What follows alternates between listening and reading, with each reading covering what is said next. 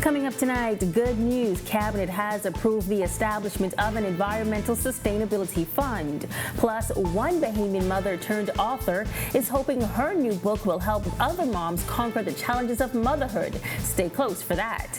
And the mothers of Our News talk about balancing their work and motherhood. That's straight ahead as Our News Weekend starts now.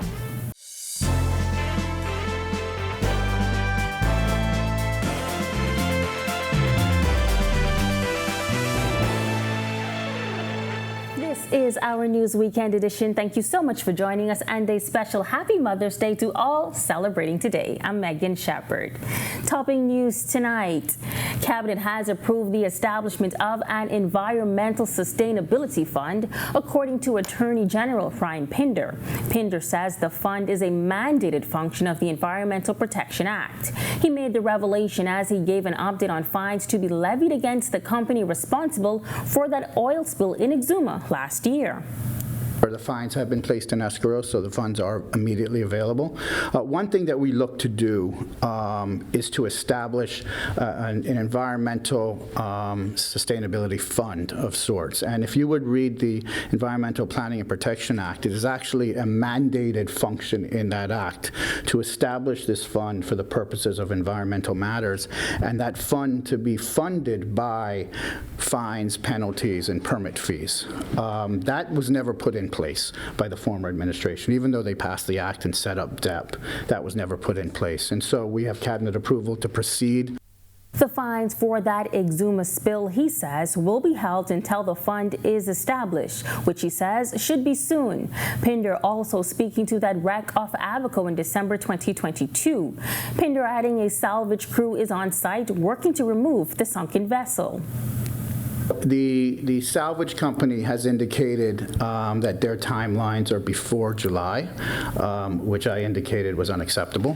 However, the salvage company is on site. Transport Minister JoBeth Colby Davis says a tender document has been sent to the Office of the Attorney General for both the North Abaco and Marsh Harbor ports. The news comes after North Abaco residents have started a petition for the official opening of the North Abaco port that never opened years after its construction.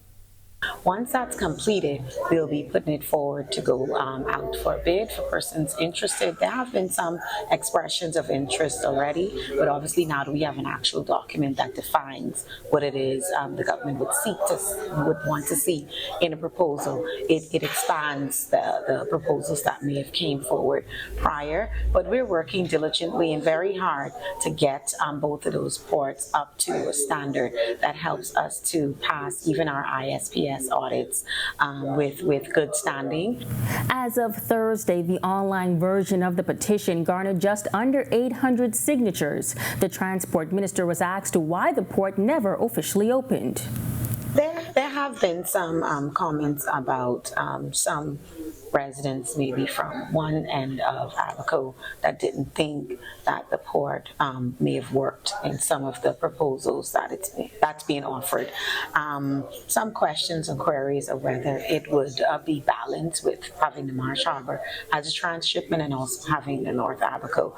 And so I think it was some economic questions. But outside of that, there has been some dredging work that was done prior to me taking office, and I think it was utilized during Hurricane Dorian to get some materials and supplies to residents on that side. Digital wallet Canoe Pays taking its services regionally and across the pond. This according to chairman and co-founder Nicholas Reese.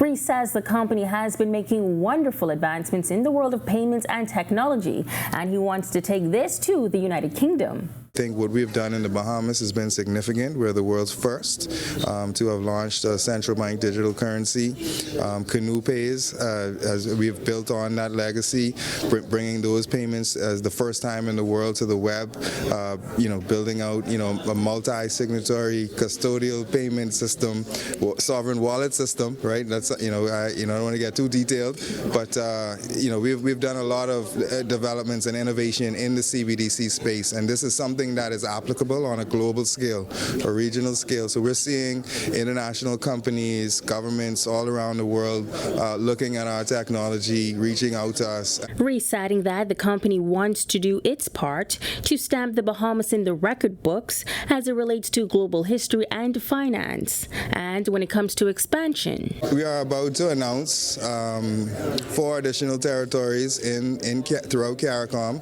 and we're going to be going on a launch tour shortly, and we'll be announcing those territories, those partnerships and alliances. But essentially, our goal is to connect the Caribbean through technology, uplift persons, and empower businesses and users. While in London for the annual Caribbean Council reception, Reese made the announcement that the United Kingdom will be a part of that expansion. He says he wants to bring the company's technologies to businesses across the region. It's about bridging the divide, educating persons in this space, in the technology space, and making sure we as Caribbean people have access to the technology of today's world, and safe access that ensures your privacy, your data security, your ability to make money, to do business online and receive payments and any type of payment, and that's really where we want to go.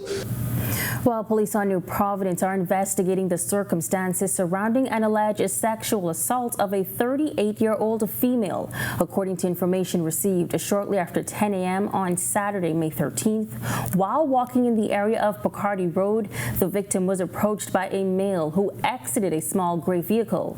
The male then produced a firearm, forced the victim into his vehicle, and robbed her of an undisclosed amount of cash.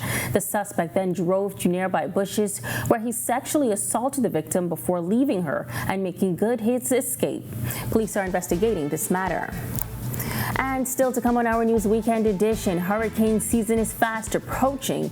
The experts tell you what to do about medication during a storm. Stay close for that.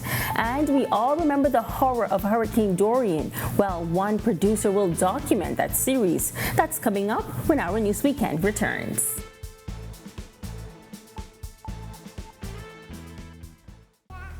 Whether you're battling a chronic condition or offsetting a new injury, Doctors Hospital's comprehensive rehab services offer the help you need now. Go to doctors. 3 advanced facilities at Collins Avenue, Carmichael Road, and Cable Beach means your personalized plan for care is just a visit away.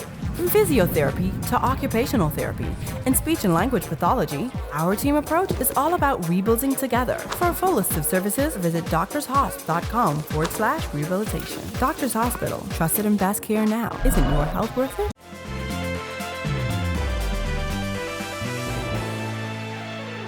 With the 2023 Atlantic hurricane season just weeks away, the Ministry of Health and Wellness is seeking to ensure the health and safety of residents in the event of a disaster. This week, the ministry hosted its inaugural Disaster Preparedness and Health Expo under the theme, Are You Ready? Be Prepared. Doctors Hospital Assistant Vice President for Quality and Standards, Kim Deshay Sherman, sharing these helpful tips on how residents on medication should prepare for a storm. In terms of healthcare and what persons can do, what we ask is that those persons who have chronic illnesses or require medications, that you at least reach out to your physician to get a prescription, see how you can get the medications you may need in the event of a storm approaching. We always ask that you have at least 7 days of medication on hand in the event that you cannot come to the pharmacy. Roads may be closed, there may be obstructions preventing you from coming into the hospital. So it's best that you get all of the materials that you may need. And if you're not sure whether you may be in need of further medical assistance, she says, if you require oxygen, you want to make sure you get those materials. If you require electricity, if you are on some type of machine or equipment that requires electricity, those are the persons that should be reaching out to their physician to see if it's best for you to come in to be admitted to hospital. Some people may be able to stay home. We want to ask that if you are able to stay at home, if you are able to get through the storm at home without coming into hospital, those patients should stay at home. But if you have a medical issue, you may be recovering from surgery, or you have some type of illness or injury that's preventing you from coming into the hospital during a storm, come in ahead of time so that you'll be in a safe environment.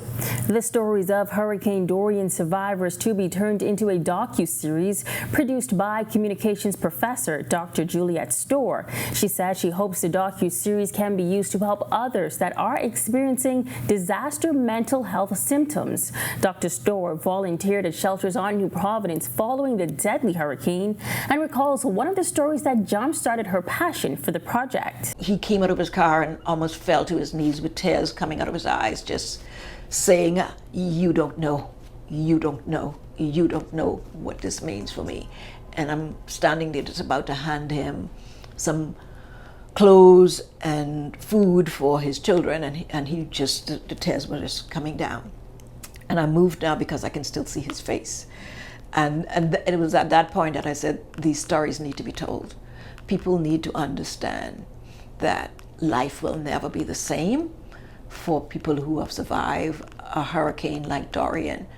And then just months later, the COVID-19 pandemic essentially made everything worse. The economic fallout is catastrophic. The day-to-day living, experiencing, trying to adjust is something that people just don't know in terms of their day-to-day experiences. And I've been doing a lot of the pre-production over the last year and a half for this film, and all of the stories from all of the survivors that I've interviewed have been about the long-term effects of mental health post-Hurricane Dorian, that they are still trying to cope every day. And while many of the resources have been focused on rebuilding the devastated island's physical infrastructure, Dr. Storr says the mental health of those survivors must be a priority. But she says, unfortunately, not everyone seeks help for their trauma. Anything can trigger them in terms of whether they break down, whether they have a meltdown, whether they are just still struggling to find resources to help them. And it may seem kind of weird that they are not following up on resources, but a lot of people aren't moved to go to a professional once they've gone through a disaster like that. They're thinking, oh, I can cope with this. I know how to deal with this, even though their behavior has changed in so many different ways. Now, if someone opens up to you about their experiences, Dr. Storr says you should not try to be the expert. Rather, point them in the direction of the proper resources. And most importantly, be a listening ear. People just want you to hear the story, to understand how they're still impacted and what they're going through. And as a communications expert, listening is so important. And I think we fail as many times not listening and listening carefully. You know, active listening is very interesting. You know, we listen, but then we move on. And you didn't pay attention to the details of what they were saying. You didn't hear them. You just moved on thinking that, okay, I listened to that person, so okay. Dr. Storr is currently seeking to begin filming the docu-series D6 this summer, with a release date for the end of the year.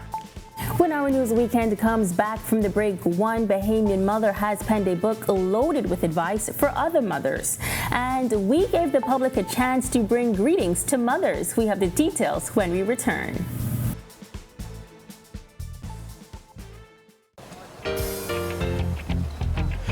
It's your thing. Do what you want to do. It's your thing. Do what you want to do. It's your thing. Do what you want to do. Shareholders are very happy. It's your thing. Do what you want to do.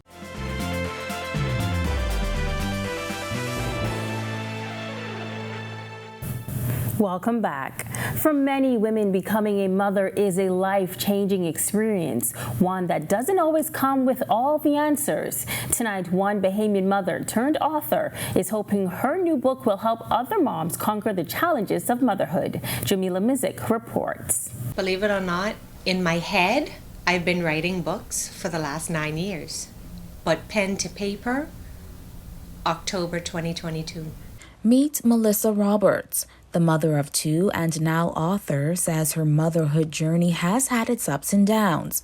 She says the challenges she encountered raising her son and daughter throughout the years encouraged her to pen her first book, Chaos to Calm. It's always, if I knew then what I know now, there were so many changes I would make. And my daughter was extremely sick when she was born, and we didn't know what to do. And so there was a time during that where I actually wanted to commit suicide. And my son he has ADHD, and so that was a whole other kettle of fish.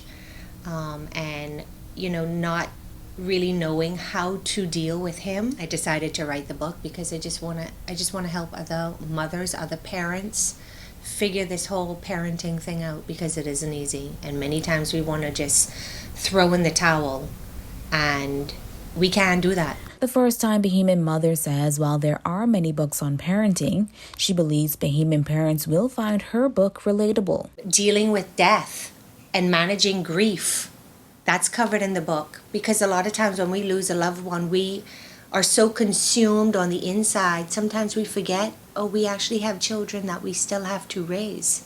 I focus on enabling versus helping, or parent, friend, or foe. Are you a parent to your child? Are you their friend? Or are you their foe? And she leaves this bit of advice. There are going to be mistakes that parents make in their parenting journey.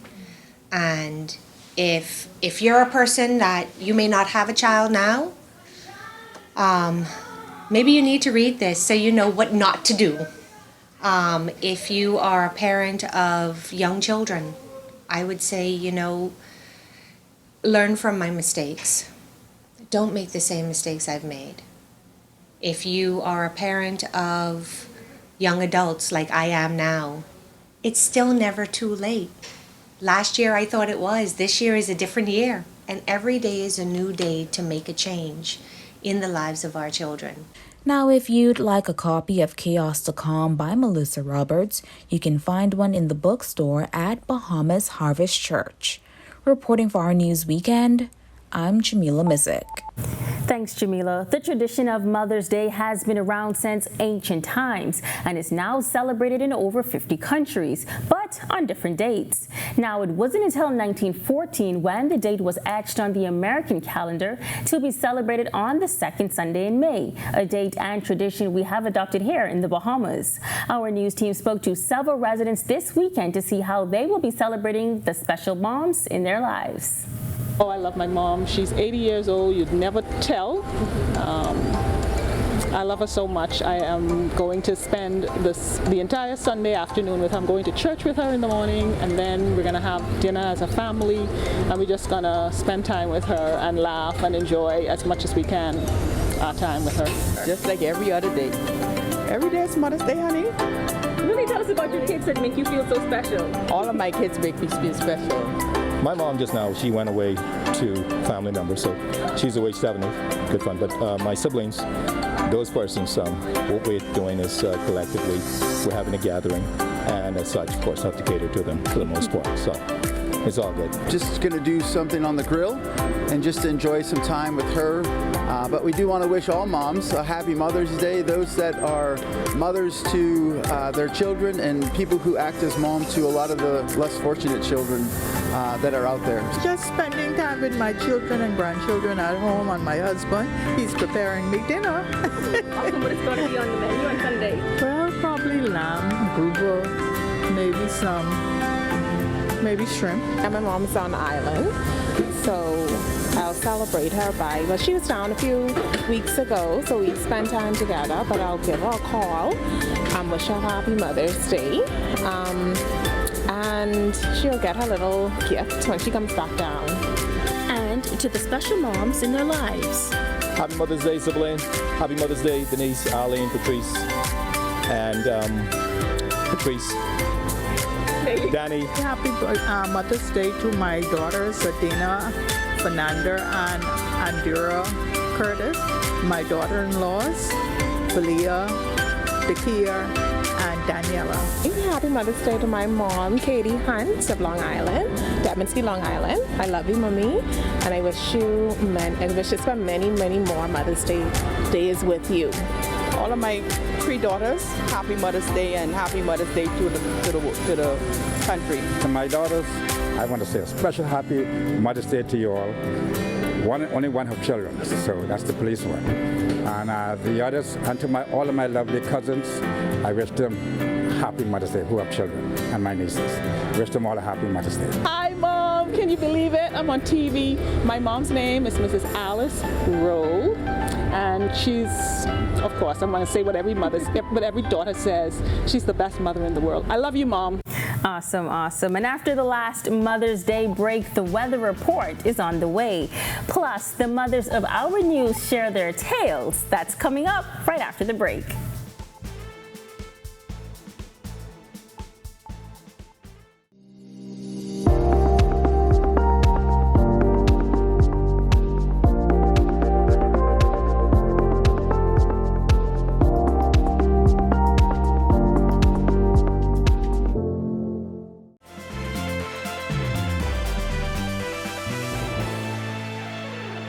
Welcome back. If a person waits for perfect weather, he will never plant his seeds. And if he is afraid that every cloud will bring rain, he will never harvest his crops. Here's the weather report to plan your week just right.